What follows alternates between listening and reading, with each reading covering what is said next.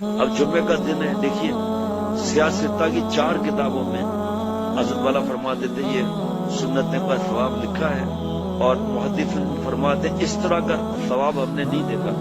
4 سیاستہ کی کتاب میں لکھا ہے جمعے کے دن کے بارے میں، جو اس پہ عمل کر لے ہر قدم پر 1 سال نفلی روزے کا ثواب، 1 سال نفلی نماز کا ثواب۔ عمل کیا ہے جمعے کا؟ نمبر 1 غسل کرنا، نمبر 2 صاف کپڑے پہننا، ثواب دیکھو کیا ملتا ہے۔ نمبر 1 غسل کرنا، صاف کپڑے پہننا، مسجد جلد جانا اور قریب بیٹھنا، خطبہ غور سے سننا، لفظ برکت کو نہ کوئی نہ کرنا، تو ہر قدم پر 1 سال کے نفلی روزے کا ثواب، 1 سال کے نفلی عبادات کا ثواب، نفلی نماز کا ثواب۔ ہر قدم پر کون سی چیزیں خرچ کرنا پڑی اس سے اندر؟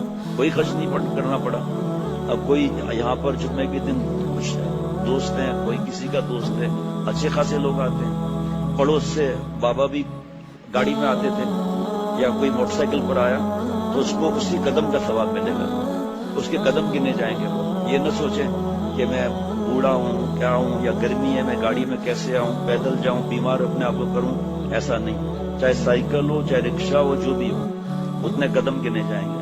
اس لیے اس کی بھی فکر کر کے امام صاحب کے نزدیک بیٹھنا چاہیے، خطبہ غور سے سننا چاہیے، کیا سمجھ میں آئے۔ یہاں تک حکم ہے کہ خطبے میں ہم دوسرے کو منع نہیں کر سکتے، خاموش ہو، وہ امام صاحب کا کام ہے، وہ امام صاحب کا کام ہے۔ اس کے لیے جمعے کے لیے اس سنتوں پر عمل ہو جائے۔ اور لکھا ہے کہ اتنا بڑا ثواب ہم نے ایک ساتھ 4-5 احادیث مبارکہ میں نہیں پڑھا ہم نے اب تک۔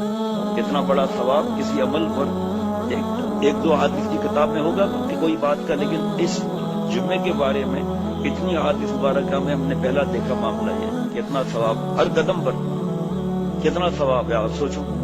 ہمارے کیونکہ معاملہ دوسرا ہے، ہمارے پاس خط آتے ہیں تو ہمیں پتہ چلتا ہے کہ جیسے ہی خطبے کی اذان ہوئی فرشتے جو باہر کھڑے ہوئے وہ دفتر بند کر کے اندر آ جائیں گے، نام ہی نہیں لکھا گیا اس میں جناب۔